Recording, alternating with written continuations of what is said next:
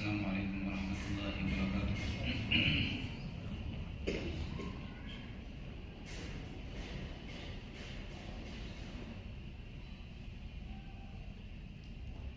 نحمده ونصلي على رسوله الكريم، أما بعد، فأعوذ بالله من الشيطان الرجيم، بسم الله الرحمن الرحيم۔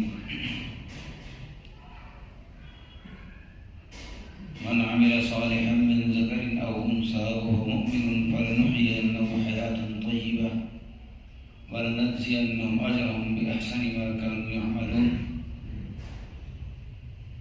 صدق الله العظيم۔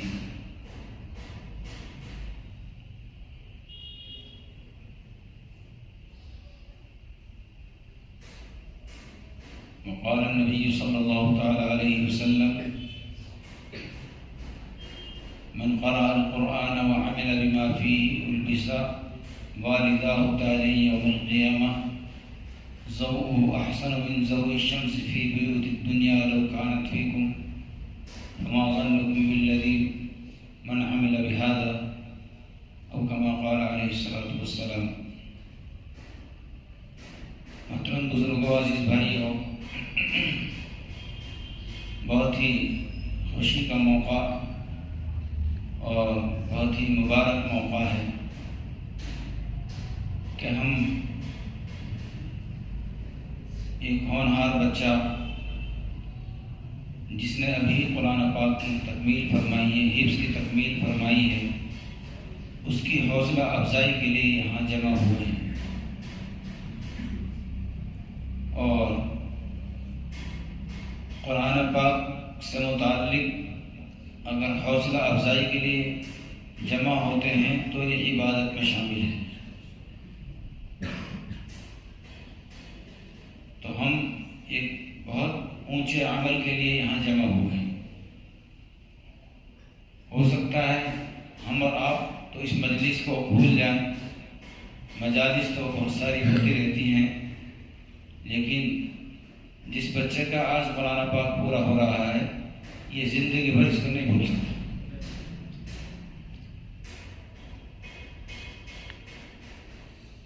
جس کے لیے پروگرام کیا جاتا ہے اس کے ذہن میں پوری زندگی وہ نقشہ رہتا ہے۔ تو اس لیے اگر تکمیل قرآن پاک پر ہم کوئی پروگرام کر لیں، اس کے لیے جمع ہو جائیں یا خوشی کا اظہار کریں تو یہ اس سے بہت بڑی حوصلہ افزائی ہوتی ہے۔ اب زمانہ ماشاءاللہ ترقی کا ہے اور ترقی ہو رہی ہے۔ یہ کوئی ضروری نہیں اتنے شاندار طرح سے ہر وقت استقبال ہو جاتا ہو، لیکن حافظ کا جس طرح بھی استقبال ہوتا ہے وہ اس کو یاد رکھتا ہے۔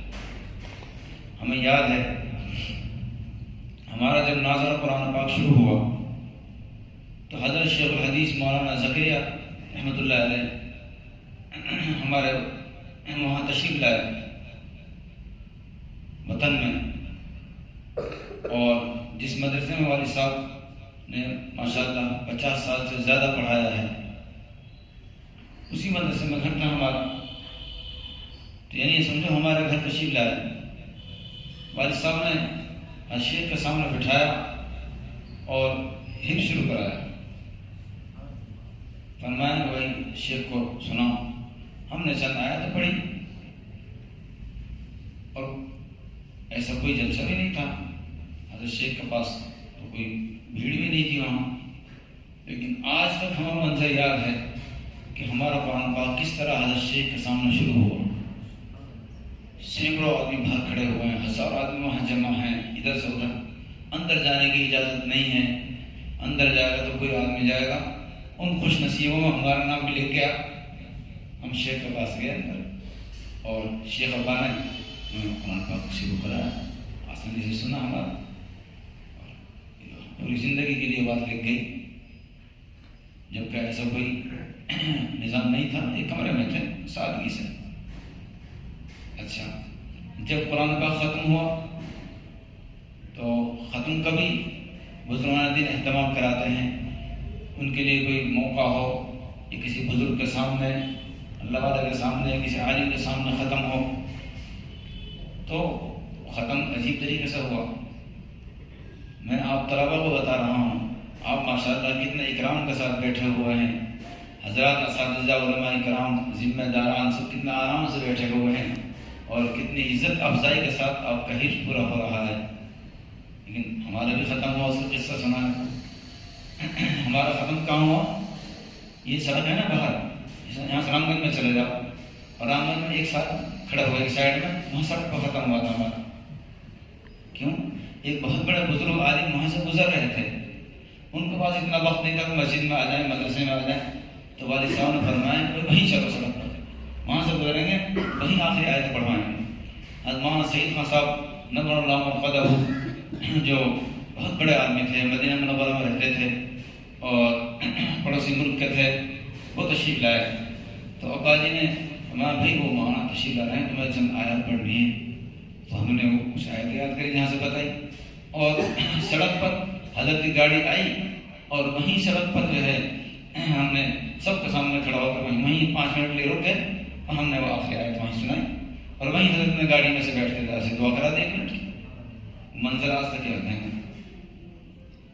اور پھر ان کے پاس جو ہے نا یہ وقت نہیں تھا کہ دعوت کھائیں یا کھانا کھائیں، تو وہ جا رہے تھے مرکز نظام الدین، تو والد صاحب نے کوئی چیز ان کی گاڑی میں رکھ دی، مجھے ایسے دھیان پڑتا شاید کوئی بکری کا بچہ تھا یا کیا چیز تھی، وہ ان کو اتنا وقت نہیں تھا کاٹ کے ان کو ذبح کر کے پکا کھلا دیں، ان کے پاس وقت تھا، وہ گاڑی میں پیچھے سوار کر کے گئے مرکز سے، وہیں کر لیں گے استعمال۔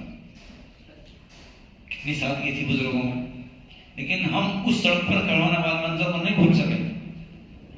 جو سڑک پر کھڑا ہو کر قرآن پاک ختم کر رہا ہے اس کو نہیں بھول سکیں گے تو یہ بچے بھول جائیں گے، اس کو نہیں بھول سکتے۔ یہ بھی بہت بڑی عبادت ہے کہ ایک نئے بچے نے قرآن پاک پڑھا، اس کو حفظ کیا، اس کی حوصلہ افزائی کے لیے ہم اتنے شاندار طریقے سے جمع ہو جائیں، یہ بہت مبارک چیز ہے۔ تو میں یہ عرض کر رہا تھا، ہو سکتا ہے ہم بھول جائیں لیکن یہ بچہ نہیں بھولے گا۔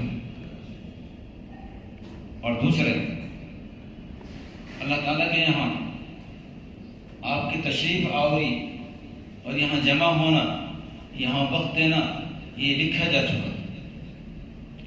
خدا کے یہاں بھی یہ چیز نہیں بھلائی جائے گی۔ جو قرآن کے اکرام کے لیے لوگ آئیں اس کو قدردانی کے ساتھ سنیں اور اس کے لیے وقت نکال کے آئیں۔ قرآن کے ختم کے موقع پر، تکمیل کے موقع پر دعا قبول ہوتی ہے، دعا میں شرکت کے لیے آئیں، یہ عمل اللہ تعالیٰ کے یہاں لکھا جائے گا، اور ہو سکتا ہے یہ عمل اللہ کے یہاں قبول ہو جائے تو مغفرت کا ذریعہ بن جائے۔ اس لیے کل قیامت میں یہ منظر ہمارے سامنے رکھا جائے گا، فلاں فلاں مجلس میں بیٹھے ہوئے تھے، فلاں بچے نے قرآن پاک تکمیل کو پہنچایا، اب آپ نے اس کی حوصلہ افزائی کی، تو یہ حوصلہ افزائی نیک اعمال میں لکھی جائے گی، تو یہ بہت بڑی بات ہے۔ اور ساتھ ساتھ حدیث میں اور بھی باتیں ارشاد فرمائے گی۔ میدان محشر میں ان لوگوں کے لیے جن کے بچوں نے قرآن پاک حفظ کیا، مستقل بشارت و خوشخبری ہے۔ فرمایا جس نے قرآن پڑھا اور اس پر عمل کیا، اس کے والدین کو قیامت کے دن ایسا تاج پہنایا جائے گا عزت کا،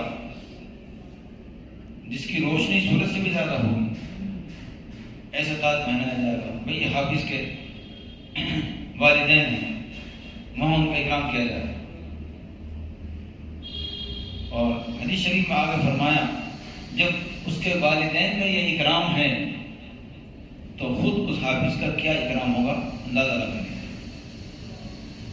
اس حافظ سے تو یہ کہا جائے اقرأ وارتقی کما ترتل فی الدنیا، ارے تمہارا اللہ تعالیٰ اتنی بڑی بلڈنگ اس کو دے گا انعام میں کہ پڑھتا جا اور چڑھتا جا، ہر آیت پر منزل ہے، ہر آیت پر منزل ہے۔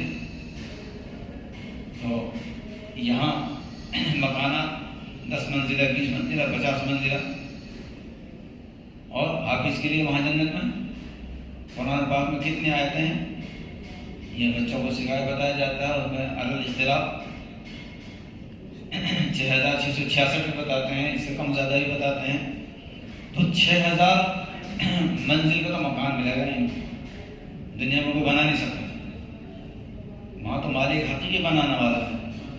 اس کے کن بھی اس سے کم لفظ ملے نہیں ہمیں، اس لیے کن کا لفظ اللہ تعالیٰ کو کن کہنے کی بھی ضرورت نہیں ہے، ایک اشارہ میں سب ہوتا ہے. ایسے ایسے تو مکان ملیں گے، اور پھر ان کی تعمیر سونے اور چاندی کی اینٹوں سے ہوگی، مشک عنبر کا گارا ہوگا، وہاں کی گھاس جو ہے وہ زعفران ہوگی، اور دودھ کی نہریں ہوں گی، شہد کی نہریں ہوں گی. آدمی اگر چاہے گا تو میں دنیا میں دیکھتا تھا کبوتر اڑا کرتے تھے، میں بھی اڑوں تو اڑنا شروع کر دے گا. جس کو تیرنا نہیں آتا وہ تیرنا شروع کر دے گا، اور جیسا جی چاہے گا اللہ تبارک و تعالیٰ اس کے لیے وہ چیز وہاں عطا فرمائے گا. اللہ تعالیٰ نے وعدہ فرمایا قرآن پاک میں، جو مانگو گا ملے گا. اللہ نے فرمایا.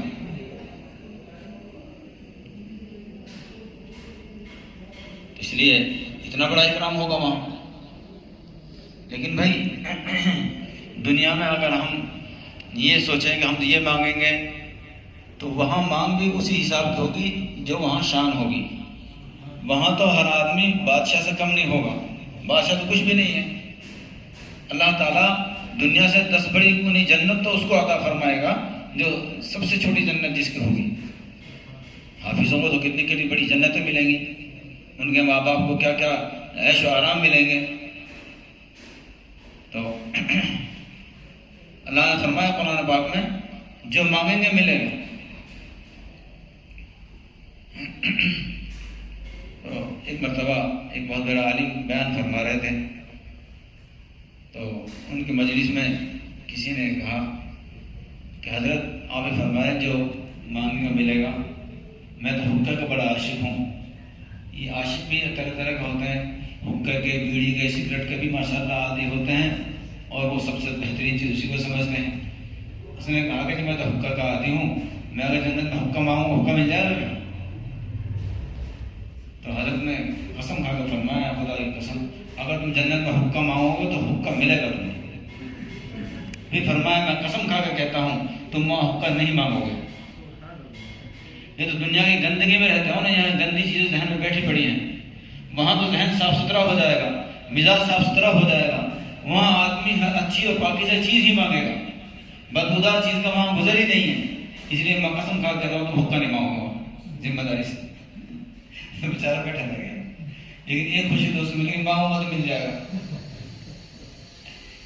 تو بھائی اللہ نے قرآن پاک میں وعدہ فرمایا ہے، میں بارہ بھی بتا سکتا ہوں، اگر کوئی پڑھ سکتا ہوں زیادہ ہو جائے گا. وہاں جو مانگیں گے ملے گا. اس لیے کہ وہاں سب اللہ کے مہمان ہوں گے، اور اپنے مہمان کے لیے ہر آدمی بہت کچھ کرتا ہے، اور اللہ کے یہاں تو کسی چیز کی کمی ہے ہی نہیں. تو اللہ تو چھٹی اور دے دے گا، تم جو ہے مانگو جو ملے گا. مانگو کتنا مانگتے. تو یہ اللہ تعالیٰ کی طرف سے اکرام ہوگا. آج اگر حفظ قرآن پاک کرنے والے، آج اگر عالم، آج اگر دینی خدمت کرنے والے تھوڑا بہت پیچھے بھی رہ جائیں تو اس کا فکر نہ کرو. الدنیا دار من لا دار لہ، دنیا تو اس کا گھر ہے جس کا گھر نہ ہو. ہمارا تو دار آخرت ہے ہمارے لیے، کیونکہ دار الآخرت نجعل والذین لا یؤمنون فی الارض علوا. تو ہمارے لیے تو دار آخرت ہے، ہر ایمان والے لیے دار آخرت ہے. یہ ہماری ایمانی کمزوری ہے. ہم نے سمجھ رکھا ہے کہ بہت مشکل ہے، جنت تو پتہ نہیں کس کے لیے ملے گی، جو کوئی فرشتہ ہو وہ اس لیے بھی مل سکتی ہے. ہمارے لیے جنت تھوڑی ہے. حساب کتاب میں کام کرو تو وہ ہوگا جو کوئی بہت اعلیٰ درجے کا جنید بغدادی ہوگا. یہ سب شیطانی خیالات ہیں. انشاءاللہ ہم سب کے لیے جنت بنی ہے، ہم سب جنت میں جائیں گے. اللہ نے چاہا بغیر حساب کتاب کے جائیں گے. ارے ہم 5 وقت کی نماز پڑھ رہے ہیں، روزہ رکھ رہے ہیں، قرآن کی تلاوت کر رہے ہیں، قرآن کی خدمت میں لگے ہوئے ہیں، جنت ہمارے نزد اس کو ملے گی. یہ سب شیطانی دھوکہ ہے. اللہ سے اتنی امید رکھنی چاہیے جتنی اس کی رحمت وسیع ہے. اللہ کی رحمت بہت وسیع ہے، ہمیں اس سے پوری امید رکھنا چاہیے. اور جب اللہ سے امید رکھتا ہے آدمی تو اللہ کسی کو نا امید نہیں کرتا ہے۔ اس لیے کتابوں میں ایسے واقعات بھی آ گئے ہیں بعض جو مصلحتاً تو چاہے ذکر نہیں کرنا چاہیے، لیکن کبھی کبھی علماء بزرگ ان کو بیان کرتے ہیں۔ ایک بہت بڑا گنہگار آدمی تو آخر وقت میں بہت پریشان ہو گیا، دنیا والوں نے ساتھ چھوڑ دیا، اور آخر وقت میں وہ پڑا پڑا رو رہا ہے، یا اللہ میں تو دنیا سے بھی گیا، دین سے بھی گیا، ساری زندگی تو جو ہے میں نے نافرمانی میں گزاری، اور اب سب میرے مخالف ہو گئے، سب مخالف ہو گئے میرے، میں پڑا ہوں اب بستر پر مر رہا ہوں، اور آخر کی کوئی تیاری نہیں کی، اور آنسو جا رہے ہیں کہ اللہ میں نے کچھ نہیں کیا، اگر مجھے اب زندگی ملے گی تو میں جو ہے انشاءاللہ اپنے سنتوں پر، فرائض پر، شریعت پر عمل کروں، لیکن چونکہ وہ ختم ہو چکا تھا، اسی حال میں اس کا انتقال ہو گیا۔ اب ایک پڑوس میں بڑے بزرگ رہتے تھے، ان کو خواب میں دکھتا ہے، ارے تمہارے پڑوس میں فلاں گھر میں میرے ولی کا انتقال ہوا ہے، جاؤ اس کی نماز جنازہ پڑھو، اس کے کفن میں شریک ہو۔ بزرگ بڑے گھبرائے، اٹھے، یہاں تو گھر تو بنا کر ہے، یہاں اس میں کون سے بڑا بزرگ آ گیا؟ تو ان سے کھڑا سے پوچھا، بھائی کوئی مسئلہ ہوا ہے یہاں؟ اب ایک دم کسی کا یہ بھی نہیں پوچھ سکتے انتقال ہوا، کہاں ہاں فلاں کا انتقال ہو گیا؟ یہ تم سے ہم فلاں تو بڑا گنہگار آدمی، ایک وقت نماز نہیں پڑھ، یہ کیا چکر ہے؟ خیر وہ جو حکم تھا وہ پورا کیا، تب ان پر کشف جو ہے ہوا، اور ان کو بتایا گیا یہ تو خواب کے ذریعے یا کشف کے ذریعے کہ آخری وقت میں اللہ سے انہوں نے ایسا پکا وعدہ کیا، اور خدا کے سامنے ایسے روئے، اور اللہ سے ایسی امید باندھی، جس آدمی نے اللہ سے امید باندھ لی اللہ نے اس کو نا امید نہیں کیا، اس کو بخش دیا۔ یہ تو وہ آدمی ہے جس کو عمل کوئی نوبت بھی نہیں آئی، نافرمان تھا، اور ہم جو کچھ ٹوٹے پھوٹے اعمال کر رہے ہیں اور پھر اللہ سے امید باندھیں تو کیا اللہ ہماری امید کو پورا نہیں کرے گا؟ ضرور پورا کرے گا۔ اللہ سے ایسی امید رکھنی چاہیے کہ اگر وہ انسانوں میں سے بخشش ہوگی تو میری ہوگی، ہمارا کیا جا رہا امید لگانے میں؟ اس لیے الایمان بین الرجاء والخوف، ایمان جو ہے امید اور خوف کے درمیان میں ہے۔ خدا سے ڈرنا بھی ایسا چاہیے، کوئی گناہ ہو جائے تو ڈر جائے آدمی اللہ سے توبہ کرے، اور ٹوٹے پھوٹے اعمال کر کے اللہ سے بخشش کی امید بھی کرنی چاہیے۔ اللہ کسی کو نا امید نہیں کرتا، اور اس بات کو تو اللہ نے قرآن میں بیان فرماتے ہیں، لا تقنطوا من رحمت اللہ، اللہ کی رحمت سے نا امید مت ہو، ان اللہ یغفر الذنوب جميعا، اللہ وہ ہے جو تمام گناہوں کو معاف کر دیتا ہے، انہ هو الغفور الرحیم، اس لیے کہ وہ بہت معاف کرنے والا ہے، بڑا رحم کرنے والا ہے۔ اس لیے بات کو لمبی نہ کرتے ہوئے بس جو آیت میں اللہ تبارک و تعالیٰ نے ارشاد فرمایا، من عمل صالحا من ذکر او انثی وهو مؤمن، جو آدمی عمل صالح کرے گا خواہ مرد ہو یا عورت ہو، بشرطے کہ ایمان والا ہو، فَلَنُحْيِيَنَّهُ حَيَاةً طَيِّبَةً، جس نے نیک عمل کیا اس کو ہم پاکیزہ زندگی عطا فرمائیں گے، وَلَنَجْزِيَنَّهُمْ بِأَحْسَنِ مَا كَانُوا يَعْمَلُونَ، اور اس کے نیک اعمال کا بہتر سے بہتر صلہ دیں گے۔ اللہ کے یہاں ہر نیک کام کا اجر ملنے والا ہے، صلہ ملنے والا ہے۔ مبارکباد میں مستحق ہیں وہ حضرات جو اس مدرسے کے نظام کو سنبھالے ہوئے ہیں، جو اس مسجد کے نظام کو سنبھالے ہوئے ہیں، جن کو دوسرے الفاظ میں کمیٹی کا نام بھی دے دیتے ہیں۔ یہ کمیٹی کا الفاظ بہت چھوٹا سا لفظ ہے، اللہ کے یہاں ان کی بہت زیادہ قدر ہے۔ میں تو ان کو خادم کہہ سکتا ہوں، جو قرآن کے خادم ہیں، دین کے خادم ہیں، مسجد کے خادم ہیں، طلباء کے خادم ہیں، جو اس خدمت میں لگے ہوئے ہیں، ان کا اللہ کے یہاں بہت اونچا مقام ہے، آپ مبارکباد کے مستحق ہیں۔ بار بار ہم یہاں آتے ہیں، بچوں کو دیکھتے ہیں، یہ دینی ماحول، یہ فرشتہ والا ماحول، یہ بچوں کے پیروں کے نیچے فرشتے پر بچھاتے ہیں، میں کچھ نہیں کر رہا ہوں، اپنی طرف سے حدیث شریف فرمایا کہ جو قرآن کی تعلیم حاصل کرتے ہیں بچے، ان سے فرشتے اپنے پروں کو مل کر برکت حاصل کرتے ہیں، ان کی دعاؤں پر آمین کہی جاتی ہے۔ آپ حضرات قرآن کے خادم ہیں اور اس کی خدمت آپ فرما رہے ہیں، مدرسے کو آگے بڑھا رہے ہیں، تعلیم کو آگے بڑھا رہے ہیں، مسجد کو آگے بڑھا رہے ہیں، اس سے اونچا کوئی کام نہیں ہے۔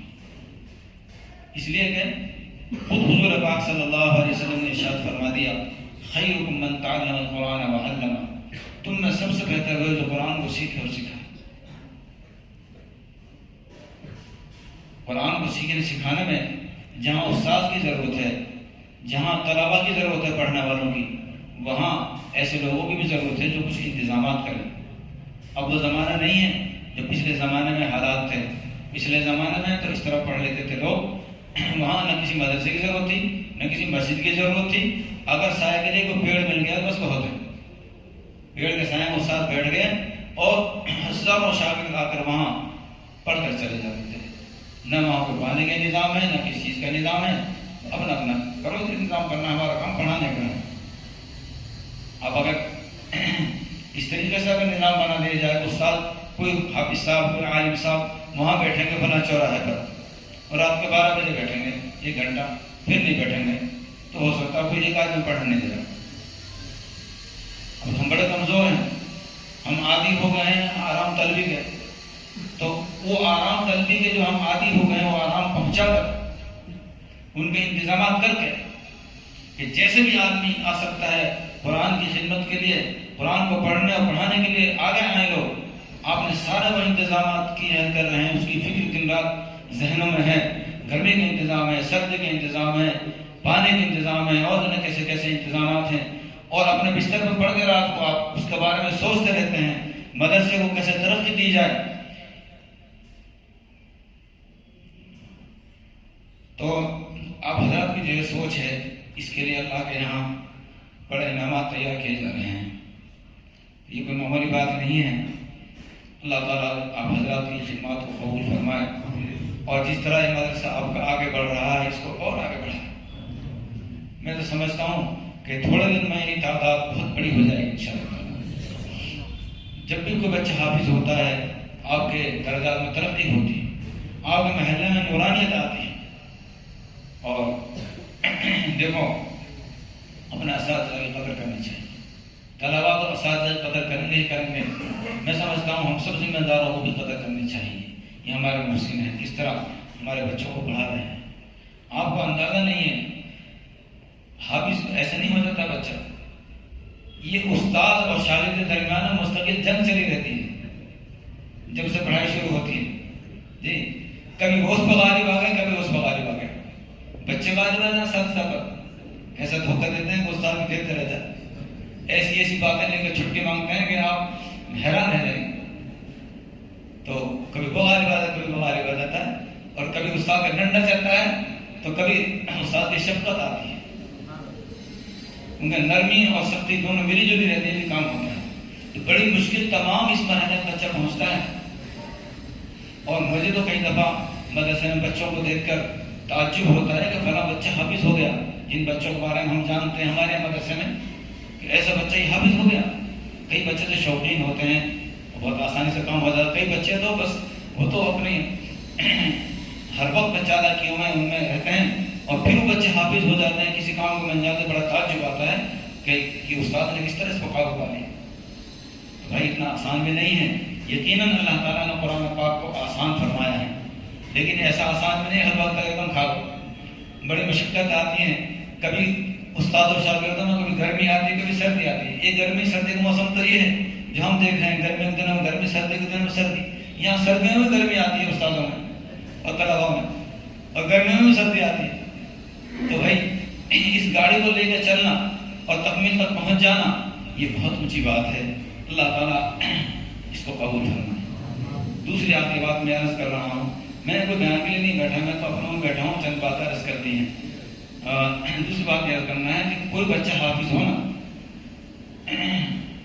آپ حضرات کے ذہن میں یہ بالکل بات نہیں ہے کہ حافظ ہو گئے، اکرام تو خوب کرو، انعام خوب دو، دعائیں خوب دو، لیکن ابھی کچھ بھی نہیں ہے. ابھی تو 3 سال اور لگیں گے اس کے پیچھے جو کوئی بنے گا. ایک بچہ، آپ اس کی مثال سمجھو، ایک بچہ پڑھ کے آیا باہر سے، ڈاکٹر کی ڈگری مل گئی، MBBS ڈاکٹر ہو گیا. ارے ابھی کیا، ابھی تو یہ پریکٹس کرے گا، یہ ڈاکٹر کے پاس رہے گا اور پھر مریضوں کو چیک کرے گا، ڈاکٹروں کے ساتھ ایک وقت گزارے گا. جب سمجھو اب ڈاکٹر بنا. ابھی تو یہ حفظ ختم ہوا ہے، بس اس کا نام حافظ الفہرست میں آ گیا ہے، اللہ کے یہاں فہرست میں حافظوں میں نام آ گیا ہے. لیکن ابھی تو قرآن پاک میں بہت محنت کرنی ہے اس کو. جب 2-3 سال 4 سال 5 سال اچھے سے رگڑا کھائے گا، جب کام کا بنے گا. ابھی مولانا فرما رہے مولانا شاہد صاحب کہ ایک بچے کا پروگرام ہے ایک جگہ، ابھی فرما رہے تھے یہ بات، اور اس کا کل پروگرام ہے بچے کا، اور ایک بیٹھک میں پورا قرآن سنائے گا حفظ کو. اب تک تو سنا رہا تھا 5 پارے، کبھی 10 پارے، اور کل اس کا پروگرام ہے، کل وہ ایک بیٹھک میں پورا قرآن سنائے گا جب اس کی خوشی منائی جائے گی. تو میں سمجھتا ہوں اتنا ہی تو ہم اتنا تو کریں کہ ہمارا بچہ 10 پارہ سنا دے 3 دن میں، جب کرو اس کی خوشی. کہ جب تک یہ 10 پارہ نہیں سنا دے تو بڑی خوشی نہیں کریں گے. استاد سے کہتا ہوں جب یہ 10 پارہ سنا دے گے 3 دن میں، جب کریں گے اس کی خوشی. تو بچے شوق سے قرآن پڑھو. اور میں عرض کر رہا ہوں آپ سے، کبھی کوئی بات نکل جاتی ہے آپ اس کو یاد رکھیے گا. ایک خوشی کا ہم ابھی منائیے جی، ایک خوشی آپ اس وقت منایا کیجیے جب بچے کو قرآن یاد ہو جائے. اس کا ایک چھوٹی جلسی ہونی چاہیے، اور اسی نام سے پروگرام ہونا چاہیے کہ اس بچے کو قرآن یاد ہو گیا ہے. اس طرح سے 5 بار روز سنائے ہیں اس نے مثلا، اور اب اس کو ہم نے اطمینان ہوگا. اساتذہ کہیں آپ نہیں، استاد کہیں گا ہمیں اطمینان ہو گیا ہے، اس کو قرآن پاک یاد ہوگا. پھر ایک پروگرام کرو، بچوں میں شوق آیا اس کا، یہ بہت ضروری ہے. ہمارے یہاں کیا ہوا، کئی بچوں کی خوشی منا لی، اتنی بڑی خوشی منا لی انہوں نے ختم پر کہ وہ جو ہے بچہ نے سمجھا میں تو سب کچھ ہو گیا اور پڑھائی چھوڑ دی. اس نے پڑھائی چھوڑ دی تو کیا ہے، کچھ بھی یاد نہیں. تو یہ نوبت نہیں آئے گی. پھر یہ کہہ دیا جائے ابھی تیرا شروع کا پروگرام ہے، اور بڑا پروگرام جب ہوگا جب قرآن یاد ہو جائے. اللہ تعالیٰ ہم سب کو عمل کی توفیق دے.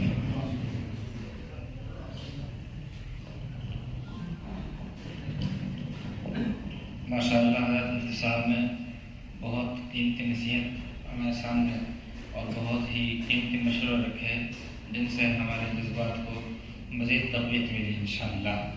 ایک بات جو حضرت نے فرمائی ہمارے لیے طلباء کے لیے، یہ بات ہمیں یاد رکھنی ہے انشاءاللہ کہ ہم اپنی محنت کو آگے بڑھائیں گے، اور انشاءاللہ یہ جذبہ اپنے اندر رکھیں گے کہ جس طریقے سے قرآن پاک کی تکمیل کے موقع پر ایک خوشی کا اظہار ہو رہا ہے، ہماری نیت یہیں تک نہیں بلکہ یہاں تک ہونی چاہیے کہ انشاءاللہ کم از کم ہم 10 پارے ایک بیٹھک میں سنائیں گے انشاءاللہ. بڑوں کی بات بڑی ہوتی ہے، بزرگوں کی زبان سے کوئی بات نکلتی ہے، اللہ اس کو قبول کر لیتا ہے، اللہ اس کی لاج رکھ لیتا ہے. آج حضرت نے یہ بات فرمائی تو ہم یہ نیت کریں انشاءاللہ کہ ہم محنت کریں گے، کوشش کریں گے، اور انشاءاللہ محنت لگنے کے بعد انشاءاللہ ہم حضرت کو سنائیں گے تو 10 بار انشاءاللہ نیت کریں گا. اصل چیز ہے نیت، اور پھر اس کے مطابق محنت. ہم بچوں میں جو چیز دیکھتے ہیں وہ یہ ہے کہ مدرسے کے اندر ان کا ایمان بڑھتا ہے اور مدرسے کے اندر ان کے اندر جذبہ آتا ہے، لیکن جب گھر کا ماحول اس کے خلاف ہوتا ہے تو گھر جا کر سرد ہو جاتے ہیں. اس لیے بچے اس بات کو سمجھیں خاص طور پر، اور بچوں کے جو سرپرست ہیں وہ اس بات کو سمجھیں کہ ہم گھر پر بھی ان کو وہی ماحول دیں. نمازوں کے اوقات پر ان کو بیدار کریں اور مسجد میں نمازوں کے لیے پہنچائیں.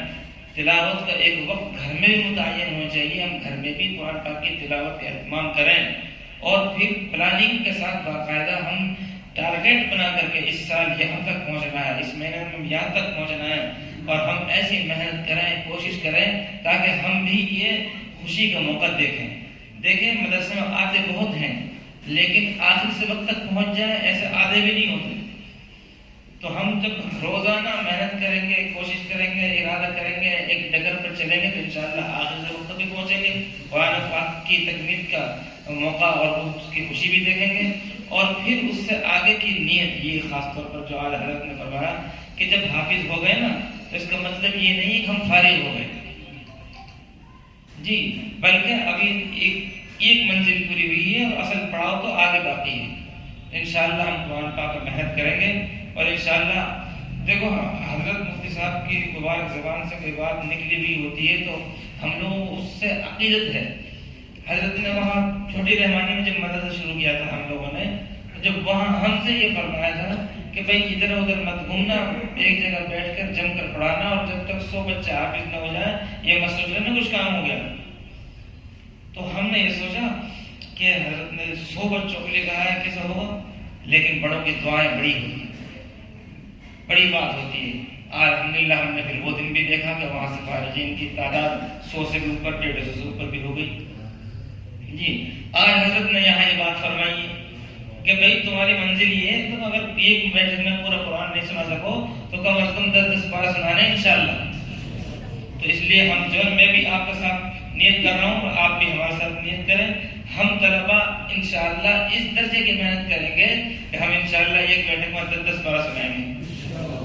اللہ تعالیٰ مجھے بھی عمل کی توفیق عطا فرمائے.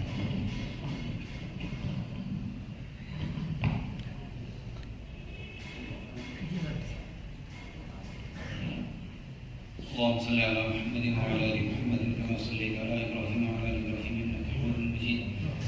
اللهم بارك على محمد وعلى ال محمد كما باركت على ابراهيم وعلى ال ابراهيم انك حميد مجيد. ربنا ظلمنا انفسنا وان لم تغفر لنا وترحمنا لنكن من الخاسرين. ربنا آتنا في الدنيا حسنة وفي الآخرة حسنة وقنا عذاب النار. یا اللہ ہمارے تمام گناہوں کو معاف فرما، تمام خطاؤں کو قصوروں کو معاف فرما. یا اللہ جو ہم بچے نے حفظ کیا ہے اس کو قبول فرما. یا اللہ طلباء کو قبول فرما، اساتذہ کو قبول فرما، ہمارے کمیٹی والوں کو قبول فرما، ہمارے محلہ بستی والوں کو قبول فرما، اس مدرسے کو مسجد کو اچھی نظر سے دیکھنے والوں کو قبول فرما، یہاں کے ہر مصلی کو قبول فرما. یا اللہ یہ قرآن پاک پورا ہوا ہے اس کی برکت سے، یا اللہ ان کے تمام بیماروں کو شفا عطا فرما، ہمارے تمام بیماروں کو شفا کلی نصیب فرما، ہمارے تمام بیماروں کو شفا کلی نصیب فرما.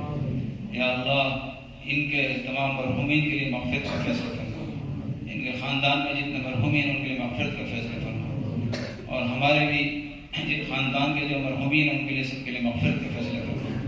یا اللہ پوری امت مسلمہ کے لیے مغفرت کے فیصلے فرما، جن کے لیے مغفرت کے فیصلے فرما رکھے ہوں گے درجات کو بلند فرما. یا اللہ یہ قرآن پاک کی برکت سے دنیا میں یا اللہ مسلمانوں کے بڑے حالات ہیں. یا اللہ مسلمانوں کو بہت ستایا جا رہا ہے، بڑا پریشان کیا جا رہا ہے، ان کے ایمان کو آزمایا جا رہا ہے.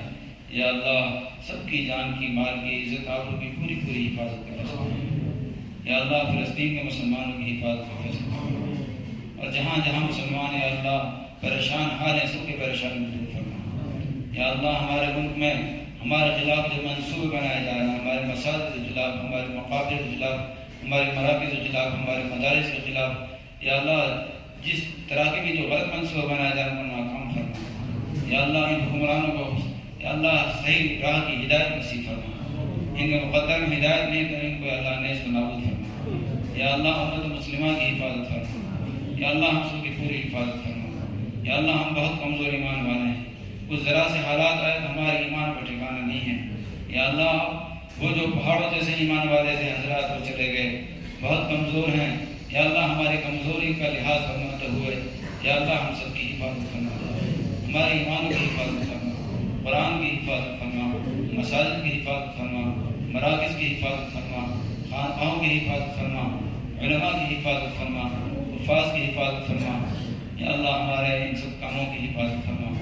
یا اللہ جو حالات آ رہے ہیں یا جو آنے والے ہیں تمام حالات میں ہم سب کی حفاظت کا فیصلہ فرما. یا اللہ ہمیں مزید امتحان میں ڈالا جائے، یا اللہ ہمیں مزید نہ آزمایا جائے. یا اللہ ہم تو یا اللہ آرام کے عادی ہو گئے ہیں. یا اللہ اس آرام میں رہتے ہوئے ہم جو کچھ کر رہے ہیں اس کو قبول فرما دے. یا اللہ اس کو قبول فرما دے. یا اللہ اس کو قبول فرما دے. آپ کا ذکر یا اللہ اگر کوئی آدمی میدان میں بیٹھ کر کرتا ہے اس کو بھی آپ قبول فرماتے ہیں، اور بستر میں بیٹھ کر کرتا ہے اس کو بھی قبول فرماتے ہیں، چارپائی پر لیٹ کر کرتا ہے اس کو بھی قبول فرماتے ہیں. آپ نے اس کی قبولیت کا اعلان فرمایا ہے. یا اللہ جس حال میں بھی آپ کا ذکر کیا جاتا ہے اس کو آپ قبول فرماتے ہیں. یا اللہ ہم جس آرام و راحت میں بھی قرآن کی دینی خدمت کر رہے ہیں اللہ اس کو بھی قبول فرما دیجیے، اس کو بھی قبول فرما دیجیے. یا اللہ اس کو بھی قبول فرما دیجیے. یا اللہ ہمارے تمام بیماروں کو مکمل شفا عطا فرمائے. یا اللہ مولانا شاہی صاحب کو بھی مکمل شفا عطا فرما، ان کو پوری ہمت و قوت عطا فرما، اے اللہ تمام امراض سے ان کو نجات عطا فرما۔ ہماری اس مجلس میں جو بھی بیٹھے ہوئے ہیں اور جس کو جو مرض لاحق ہے سب کو اللہ سب کا امراض میں اللہ شفا عطا فرما۔ یا اللہ ہمارے بچوں کے ذہن و حافظوں کو کشادہ فرما۔ یا اللہ ان کے ماں باپ جو ان سے تمنا کر رہے ہیں اچھی، یا اللہ اس میں کامیاب فرما۔ ہماری اولادوں کو، ہماری بیویوں کو، ہمارے بھائیوں کو، ہمارے پڑوسیوں کو یا اللہ ہمارے لیے ٹھنڈک کا سامان بنا، ہماری اولاد کو، ہماری بیویوں کو ہمارا ٹھنڈک کا سامان بنا۔ یا اللہ ہم سب کو ایک اور نیک بنا، ہم سب میں آپس میں اتفاق و اتحاد پیدا فرما، آپس کی نا اتفاقیوں سے ہماری حفاظت فرما۔ یا اللہ برے انجام سے ہماری حفاظت فرما، اچھا انجام ہم سب کے لیے مقدر فرما۔ یا اللہ ہماری دعاؤں کو حضرت نبی اکرم صلی اللہ علیہ وسلم کی فہم فضل فرما۔ وصلی اللہ علیہ وآلہ وصحبہ اجمعین برحمتک یا ارحم الراحمین۔